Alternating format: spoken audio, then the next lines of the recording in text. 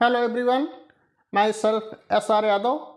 आज की इस क्लास में हम BA LLB 9th semester paper 4th एवं एलएलबी 5th सेमेस्टर पेपर 2 हमारा आज का प्रश्न पत्र है लैंड लॉज अर्थात भूमि विधियाँ। तो इन दोनों कक्षाओं के संबंध में हमारा जो लैंड लॉ अर्थात भूमि विधि है एक कॉमन पेपर के रूप में रखा गया है, शामिल किया गया है। तो इस कॉमन पेपर में पिछली कक्षाओं में हमने कई डेफिनेशंस अर्थात परिभाषाएं दी थी, जैसे कि उसके अंतर्गत एग्रीकल्चर था। एग्रीकल्चर के साथ साथ में आज का जो हमारा टॉपिक है बाग या बाग भूमि अर्थात ग्रूव लैंड, उसके संबंध में चर्चा करेंगे। उसके अंतर्गत यानी बाग या बाग भूमि से तात्पर्य किसी ऐसे भूखंड से होता है जहाँ पर पेड़ इतनी संख्या में लगाए गए हों और उन पेड़ों में पपीता, अंगूर और केला को छोड़ करके, अर्थात ये जो पपीता, केला और अंगूर हैं इनके जो पौधे होते हैं या इनके पेड़ होते हैं वो वृक्ष परिभाषा में शामिल नहीं किए गए हैं, क्योंकि ये एक अलग मैटर है, इसको बागवानी के लिए समझा जाता है। तो कहने का तात्पर्य इस तरीके से वृक्ष लगाए गए हों कि उस भूखंड पर या भूभाग पर कृषि कार्य करना असंभव हो गया हो।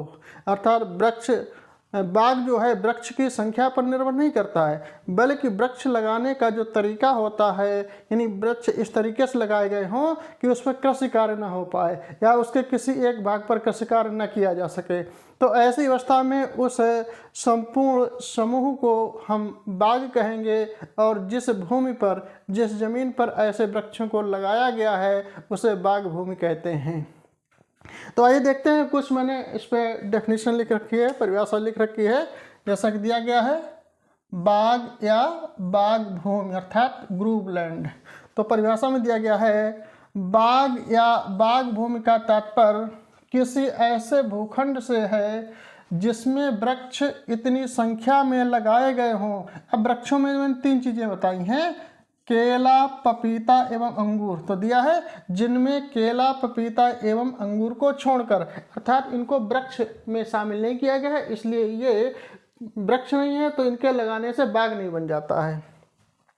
इतनी संख्या में लगाए गए हों कि उनके कारण या जब वे पूर्णतः बड़े हो जाएं, यानी पेड़ जो लगाए गए हैं पेड़ों के कारण या पेड़ जब कम्प्लीटली बड़े हो जाएं, पूर्णतः बड़े हो जाएं, तो उस भूमि का प्रयोग या उसके किसी भाग का प्रयोग मुख्यतः खेती हेतु न किया जा सके। कहने के तात्पर्य जो ये वृक्ष लगाए गए हैं, ये वृक्ष लगाए जाने के कारण जब वृक्ष बड़े हो जाते हैं तो ऐसी अवस्था में उस भूमि का या उसके किसी भाग का प्रयोग मुख्य रूप से खेती के लिए न किया जा सके।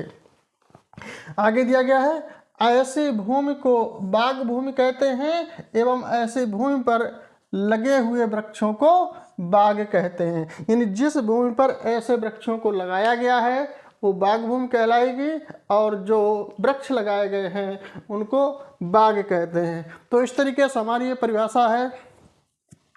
एक चीज़ और इसमें बताया गया है कि वृक्ष कैसे लगाए गए हैं, वृक्ष का लगाने का जो तरीका है मुख्य तौर पर यहाँ पर बताया गया है कि जब परिभाषा से यह स्पष्ट हो जाता है कि बाग के लिए यह आवश्यक है कि वृक्षों को इस प्रकार लगाया गया हो ताकि भूमि किसी अन्य प्रयोजन के लिए न रह पाए।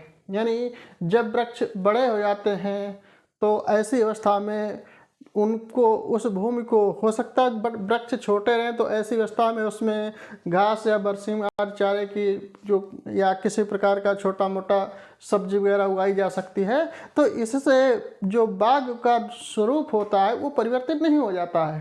कहने के तात्पर्य वृक्ष जब बड़े हो जाएं तो उनमें छोटा मोटा घास या चारा लगाया जा सकता है या सब्जी वगैरह उगाई जा सकती है, इससे बाग का स्वरूप नहीं बदलता है। यहाँ पर स्पष्ट एक चीज़ और की गई है कि अगर वृक्षों को उस भूखंड पर सीमाओं पर लगाया गया है, यानी चारों तरफ उसकी जो परिसीमा है उस भूखंड की, भूभाग की, यानी जिसको हम गांव की भाषा में मेड़ कहते हैं, सीमाएं कहते हैं, तो उन पर लगाया गया है और बीच में कृषि कार्य किया जा रहा है, तो ऐसी अवस्था में फिर वो बाग का स्वरूप नहीं रह जाएगा।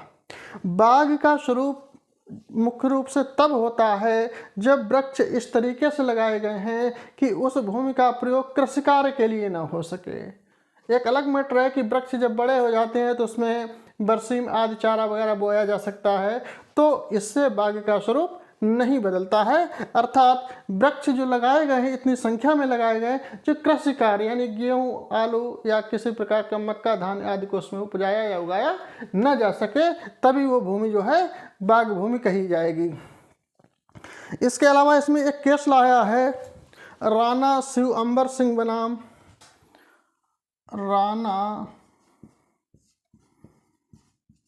शिव अंबर सिंह बनाम राणा शिव अंबर सिंह बनाम इलाहाबाद बैंक लिमिटेड, इलाहाबाद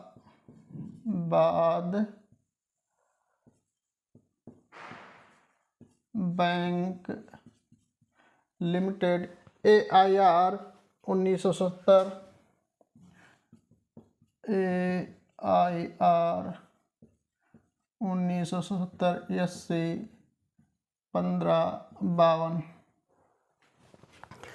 राणा शिव अंबर सिंह बनाम Allahabad bank limited AIR 1970 SC 1552 के मामले में माननीय उच्चतम न्यायालय द्वारा अभी निर्धारित किया गया कि बाग किसी भूमि स्थल पर केवल ऐसे वृक्षों के समूह हैं जिनके कारण उन पर खेतीबाड़ी करना आदि संभव न हो सके। कहने के तात्पर्य किसी भूभाग पर अगर वृक्षों के कारण खेतीबाड़ी आदि नहीं की जा सकती है, कृषि कार्य नहीं किया जा सकता है, फसलें नहीं उगाई जा सकती हैं, तो ऐसी अवस्था में ही उसको हम बाग कहेंगे और उस भूखंड को हम बाग भूमि कहेंगे।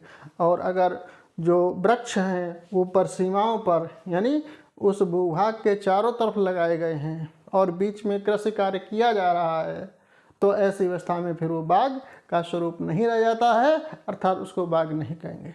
तो कुल मिलाकर के निष्कर्षतः यह कहा जा सकता है कि जिस भूभाग पर वृक्ष इतनी संख्या में लगाए गए हों जिनके कारण उस भूभाग का प्रयोग कृषि प्रयोजन हेतु न किया जा सके, तो ऐसी अवस्था में उस भूखंड को हम बाग भूमि कह सकते हैं और जो वृक्ष लगाए गए हैं उनको हम बाग कह सकते हैं।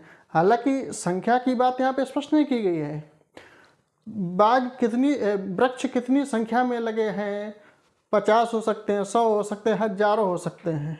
तो कुल मिलाकर के संख्या का यहाँ पर कोई जिक्र नहीं किया गया है, बल्कि कंडीशन बताई गई है, यानी वो परिस्थितियाँ बताई गई हैं कि इन परिस्थितियों के अंतर्गत यानी वृक्ष लगाए गए हैं और वृक्ष जब वो बड़े हो गए हैं तो उसमें बरसीम आदि चारे की व्यवस्था की जा सकती है या कोई छोटी मोटी सब्जियां उगाई जा सकती हैं, लेकिन मुख्य रूप से कृषि प्रयोजन के लिए उपयोग में नहीं लाया जा रहा।